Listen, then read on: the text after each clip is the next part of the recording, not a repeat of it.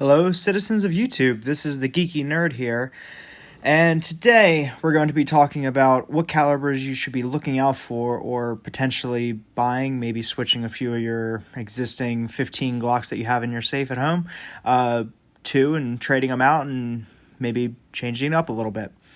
So first, before we get started, I'd like to thank the few people that have subscribed since our last video that I had out with the great ammo shortage of 2020.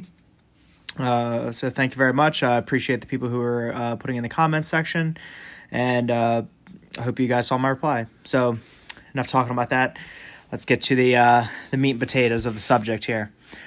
So as everyone knows, we're going through an ammo shortage, of course, of common calibers, because that's why they're common. Every single person has them, or most people do, or they're the ones that people gravitate towards. 5.56s, 9mm, and 45s. So these calipers that I have on the table here are a little bit of the lesser known, less popular ones that you can still find pretty reliably out in stores, while they are still in short supply, and you probably still would be rationed to 100 rounds per visit per day, like in the case of this 40 brass Federal here. It's better to have, okay, yes, you're limited to this, but they have 20 cases of in the back to where you have no 9, so you're rationing your 9. First thing, I'll start off with the pistols, I guess. 9mm Makarov, basically a overpowered 380 and underpowered 9mm. This box here, picked it up probably about 2-3 weeks ago, just to refill some back stock that I used up, and I believe that these were going around 20 cents here at my local shop, 20 cents per round, which is a bit for for 9mm or 9 Makarov, but it is jacketed hollow point and it is brass, so it is really loadable if you're into that. But all in all, not bad stuff, not bad ammunition. PPU, like those guys, PPU and Seller and Bellet, or SMB, two of the best ammo manufacturers that I personally like. Nothing wrong with Federal or any other people, but just my personal preference.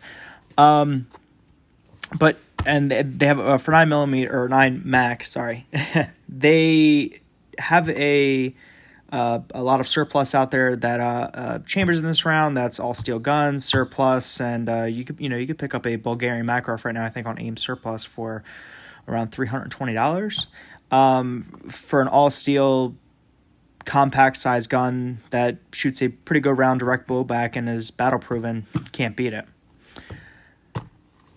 For a little bit more of a common caliber, which is starting to kind of fade out, is 40 Smith & Wesson.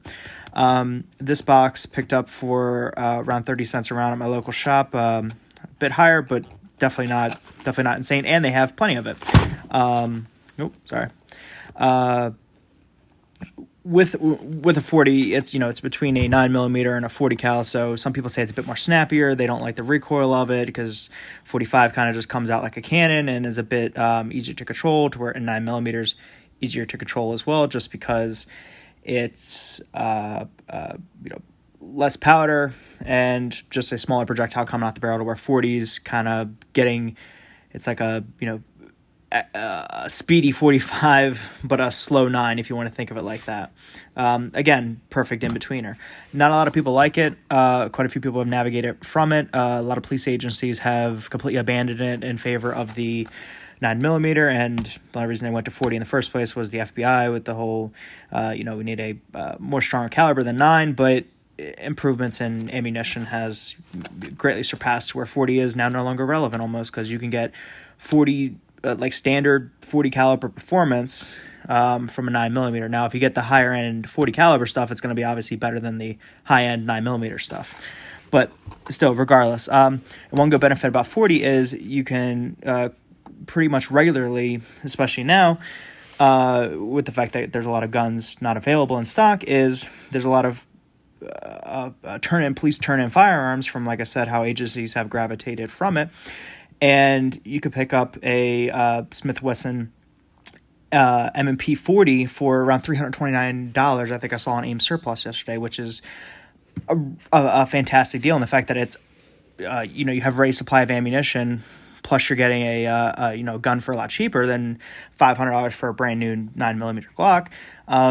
Really can't go wrong. I mean, yes, it is used, but still, in the current light of things, if you don't have anything currently, and you're one of those people that just kind of got caught off guard, which if you got caught off guard during all this, that's kind of, you weren't reading the tea leaves. But I digress. 40, good round, currently available. You can still find deals on it, and if you with 40, if you have like 3, 4, or 5 Glocks in your safe, or you have a bunch of 45s like 1911s, and you're wanting to go shoot, but you're not wanting to use up your current supply, might want to take one of those 1911s or Glocks out, trade in a gun shop, and maybe do a trade for a say P229 or P226 and chambered in 40, or or like an M&P in 40, or just get your money back somehow and maybe transition one of those multiple ones that you have of the same caliber into a different one. That way, when the stuff isn't available, you still have a plan B in there. So that's kind of mainly with the pistols, and well, I guess 22 could be rimfire or pistol, but given the fact that ammo now is going up a price across the boards, and these ones are slowly starting to creep up, but they've still stayed stable just for the fact of they're not as high demand, law of supply and demand. 22 for 500 rounds. I picked this up at Classic about a month or so ago. That's a month or so ago, but you can still find this readily available. But don't pay anywhere near over 10 cents a round. If you do, that's insane. You want to get it around between like the 5 to like 7 mark right now if you can. That's kind of the sweet spot. But fantastic thing about 22 is you can get a rifle, you can get a pistol in it, and you can sometimes even get conversions for like your ARs, your AKs, or your CZs, which I'll be doing a review on a CZ 7522 conversion here. You can't, you can shoot a lot more reliably. So for the same thing you have of this 100-round box, you can get a 500-round 22. So a lot more bang for your buck. Now, of course, you don't get the realistic use for training, but if you want to practice your fundamentals, your grip, your stance, your sight acquisition, 22 is the way to go, especially if you're able to get one of those conversion kits, like I was saying, which I'll be doing a review on one of those coming up here shortly. So watch for that. Yeah, 22, good alternative. And as we all know, we had the 22 shortage way back when. So, stock up on it. People aren't really going for it right now because they're looking for more of a, defensive calibers along these lines here. And they're not really thinking about, training or just fun plinking, or just kind of, generally long term. But that's enough with 22s. And finally, my personal favorite, 7.62 by 39, the AK round.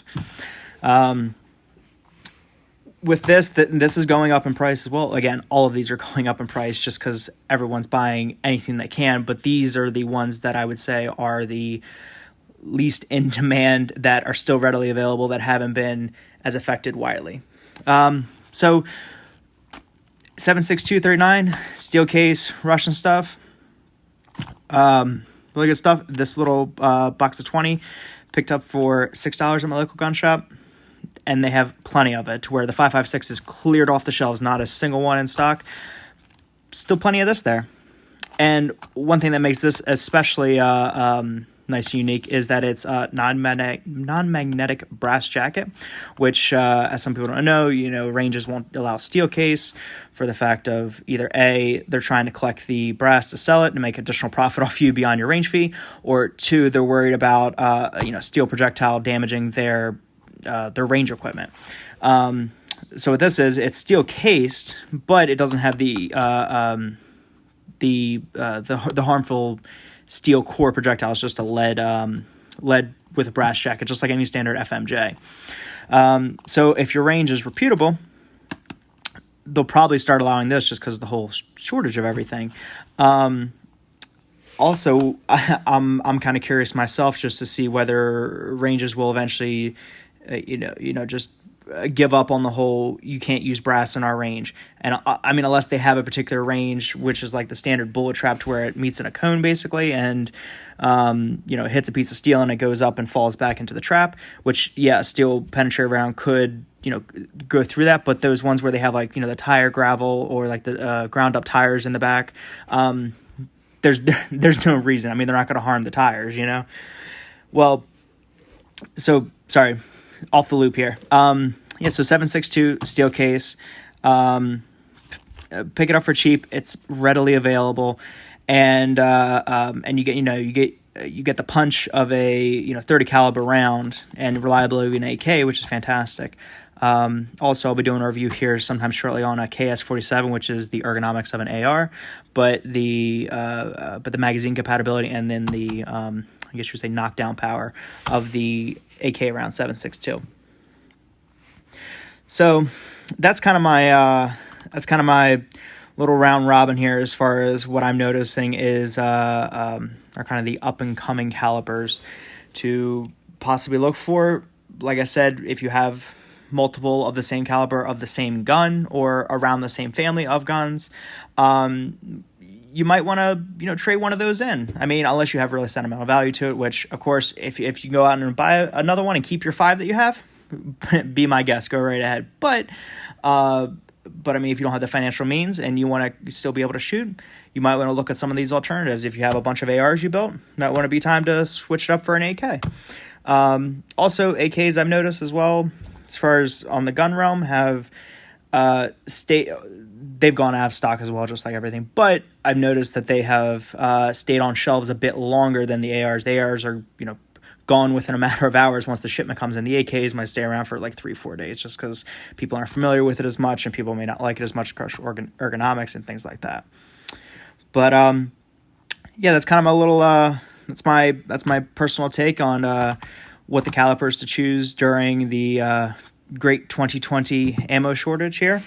Thank you for watching. If you stuck around this long, I'd appreciate it if you like, comment, subscribe. If you have something for an idea for another video, or you just want to chat in the comments on this one, feel free to put something on there. I'll respond to you, and you can just have a discussion on it.